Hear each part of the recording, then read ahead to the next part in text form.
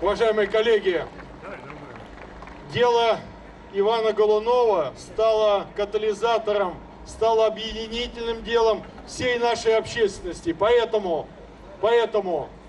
мы сейчас, завершая наш митинг, принимая резолюцию, еще раз хотим сказать, мы, журналисты, не забыли и не забудем всех наших друзей, товарищей, которые и погибли, и пострадали в годы новой России. Еще раз хочу повторить, их больше 300 тысяч убитых только, а пострадавших. И памятник, который будет в Москве в этом году, это память всем тем, кто боролся за новую Россию. Пожалуйста, Владимир Александрович. Ну, пожалуйста, давайте еще слово. Видите, мы всем слово даем. Добрый день всем присутствующим. Я приехал из Ингушетии. Я гражданский активист, как и 30 человек, которые сидят в СИЗО в городе Нальчик, в городе Владикавказ. Эти люди осуждены, да, и эти люди незаконно задержаны. Они задержаны после осенних митингов, весенних митингов. И им, откровенно говоря, шьют дела.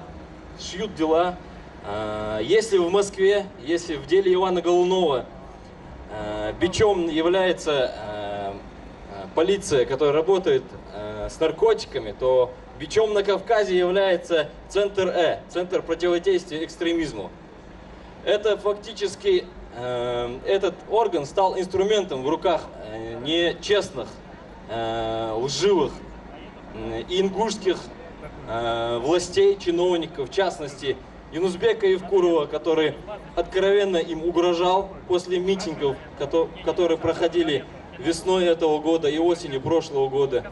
Я требую свободы заключенным в Ингушетии Ахмеду Барахоеву, Малсагову Ужахову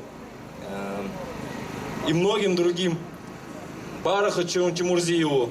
Эти люди все прекрасно понимают в Ингушетии. Я надеюсь, во всей России это будет всем прекрасно понятно, что эти люди сидят, потому что у них есть совесть, честь, достоинство. Безусловно, таких людей в России очень много. И ингушский народ, ингушские активисты чувствуют солидарность по отношению ко всем безвинно осужденным и те, кто подвергается репрессиям.